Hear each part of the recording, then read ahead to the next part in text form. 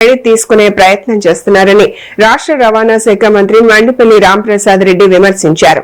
అన్నమయ్య జిల్లా రాయచోటిలో ఇంటింటికి తిరుగుతూ ప్రజల సమస్యలు తెలుసుకున్న మంత్రి ప్రభుత్వం అమలు చేస్తున్న సూపర్ 6 హామీలపై ఆరా తీశారు. రాయచోటి పట్టణంలో డోర్ టు డోర్ కార్యక్రమంలో పాల్గొన్న మంత్రి మండిపల్లి రాంప్రసాద్ రెడ్డి ప్రజల సమస్యలను అడిగి తెలుసుకున్నారు. ప్రభుత్వం అందిస్తున్న సంక్షేమ పథకాలు సూపర్ 6 హామీలు లబ్దిదారులకు అందుతున్నాయా లేదా అని పరిశీలించారు. సందర్భంగా మాట్లాడిన మంత్రి సీఎం చంద్రబాబు నాయుడు సంక్షేమం అభివృద్ధిని 2 కళ్లుగా భావించి పాలన అందిస్తున్నారని అన్నారు. భోగాపురం ఎయిర్పోర్టు పనులకు సంబంధించిన క్రెడిట్ ను మాజీ సీఎం జగన్మోహన్ రెడ్డి తీసుకునే ప్రయత్నం చేస్తున్నారని విమర్శించారు.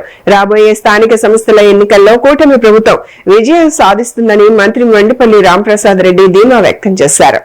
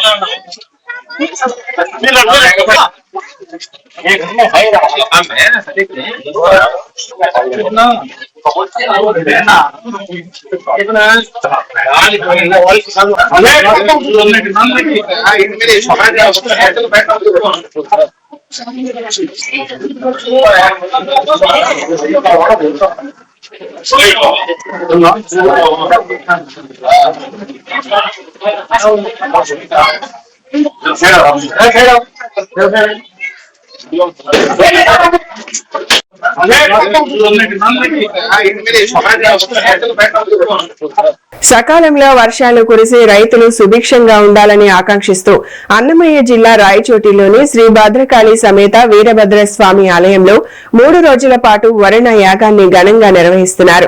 వేద మంత్రోచ్చారణల మధ్య ఆలయ అర్చకులు ప్రత్యేక పూజలు హోమాలు నిర్వహిస్తున్నారు.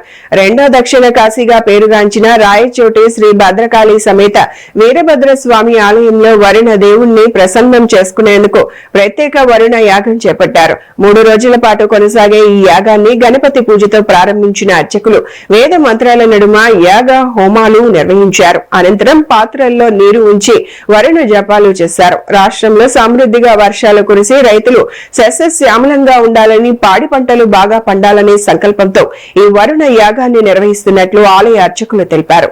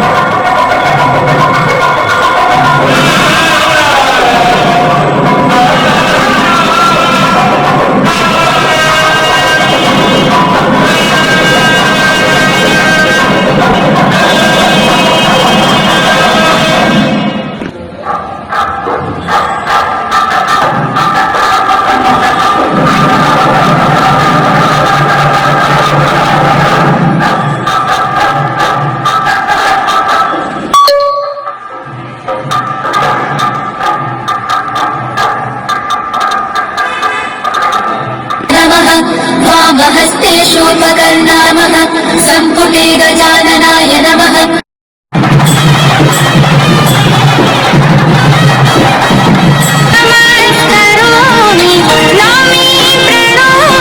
జమ్మలమడుగు తహసీల్దార్ సాయినాథ్ రెడ్డి కుటుంబంలో విషాదం నెలకొంది. అస్సాంలోని బ్రహ్మపుత్ర నదిలో ప్రమాదవశాత్తు మునిగి మృతి చెందిన ఆయన కుమార్తె సాయి చేతన మృతదేహం స్వగ్రామానికి చేరుకుంది. కుటుంబ సభ్యులు, బంధువులు, గ్రామస్తులు కన్నీరు మున్నీరుగా నివాళులర్పించారు. గౌహతిలోని ఐఐటిలో 3వ సంవత్సరం చదువుతున్న సాయి చేతన 2 రోజుల క్రితం స్నేహితులతో కలిసి బ్రహ్మపుత్ర నదిని సందర్శించేందుకు వెళ్లింది. సందర్భంగా నదిలో కొట్టుకుపోతున్న స్నేహితురాలిని కాపాడేందుకు ప్రయత్నించగా ప్రమాదవశాత్తు తాను కూడా నదిలో కొట్టుకుపోయింది. సమాచారం అందుకున్న ఎన్డీఆర్ఎఫ్ బృందాలు గాలింపు చేపట్టి సాయి చేతన మృతదేహాన్ని వెలికితీశాయి. అనంతరం మృతదేహాన్ని జమ్మలమడుగు నియోజకవర్గంలోని పెద్దముడియం మండలం ఎన్ కొట్టాలపల్లి గ్రామానికి తీసుకొచ్చారు. స్వగ్రామంలో కుటుంబ సభ్యులు, బంధువులు, గ్రామస్తులు సాయి చేతనకు తుది నివాళులు అర్పించారు.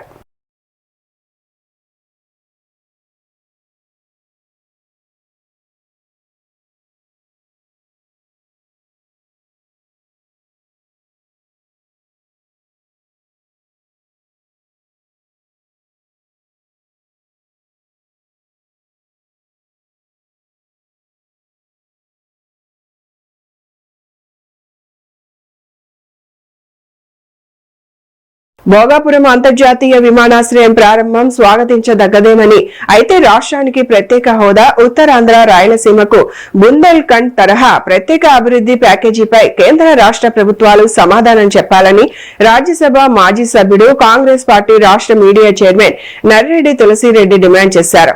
వేంపల్లిలో నిర్వహించిన మీడియా సమావేశంలో మాట్లాడిన తులసిరెడ్డి, విశాఖపట్నంలో ఇప్పటికే అంతర్జాతీయ విమానాశ్రయం ఉన్న నేపథ్యంలో భోగాపురం విమానాశ్రయాన్ని కొత్తగా వచ్చినట్టుగా ప్రచారం చేయడం సరికాదని వ్యాఖ్యానించారు. భోగాపురం విమానాశ్రయం ప్రారంభోత్సవానికి భారీగా ప్రజలను సమీకరించడం, వేలాది బస్సులు ఏర్పాటు చేయడం, దింసా నృత్యం పేరుతో వేలాది మందితో సాంస్కృతిక కార్యక్రమాలు నిర్వహించడం అనవసర ఖర్చు అని విమర్శించారు. ప్రారంభోత్సవ సభ ప్రధానమంత్రి నరేంద్ర మోదీని పొగిడే సభగా మారిందని సీఎం నారా చంద్రబాబు నాయుడు, ఉప ముఖ్యమంత్రి పవన్ కళ్యాణ్, మంత్రి నారా లోకేష్ లో పొగడ్తలకు ఎక్కువ ప్రాధాన్యం ఇచ్చారని అన్నారు.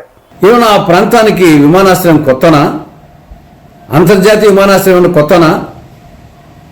ఆల్రెడీ విశాఖపట్నం నడిబొడ్డులో ఆల్రెడీ విమానాశ్రయం ఉంది. ఎప్పటి నుండి?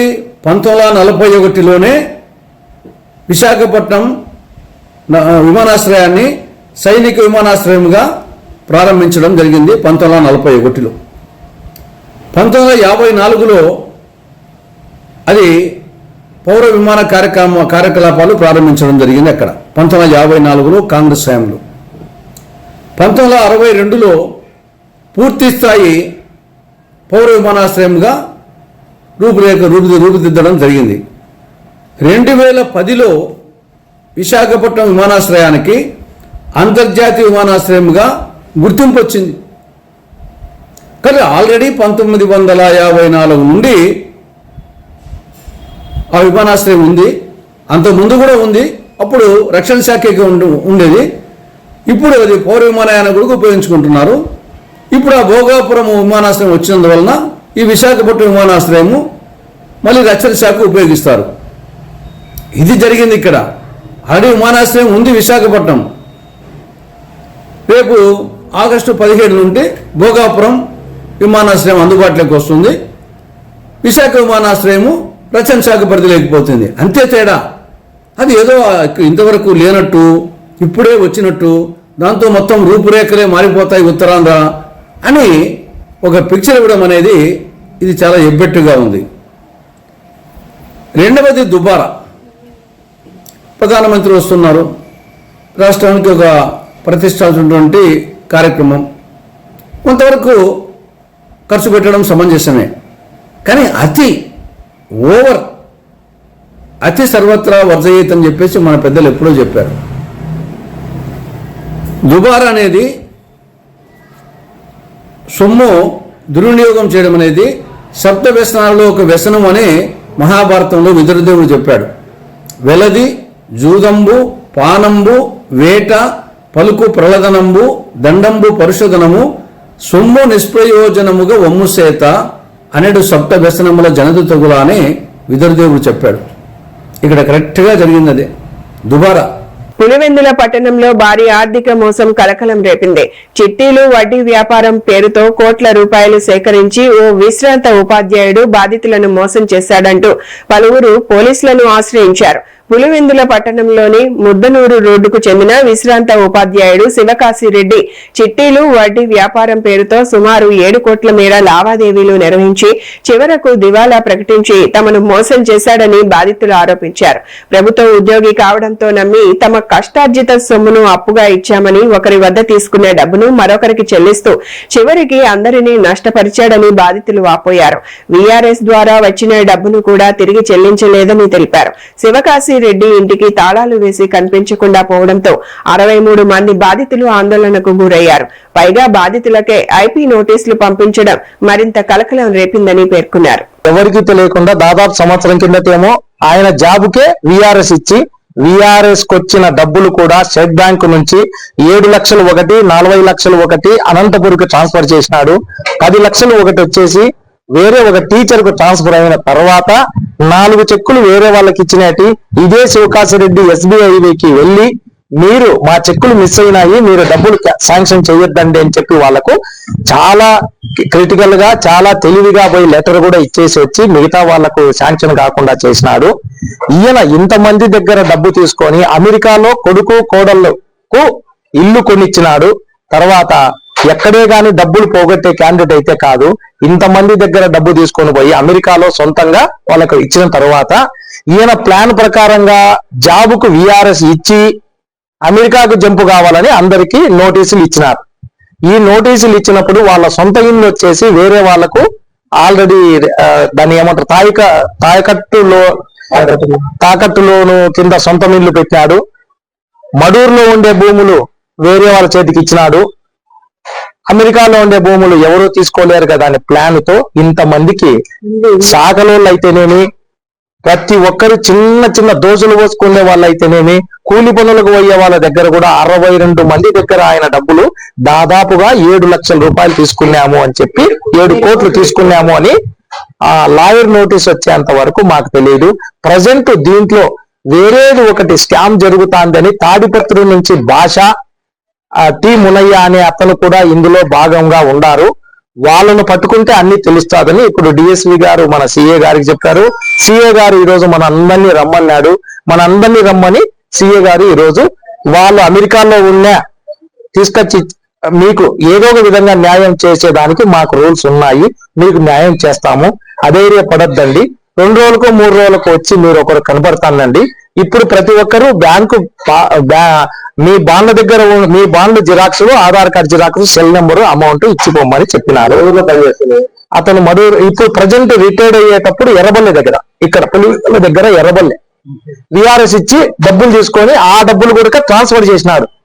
ఇంకా ఇప్పుడు బ్యాంకులో ఉంది కొద్దిగా డబ్బులు, ఇంకా రావాల్సిన డబ్బులు ఉంది.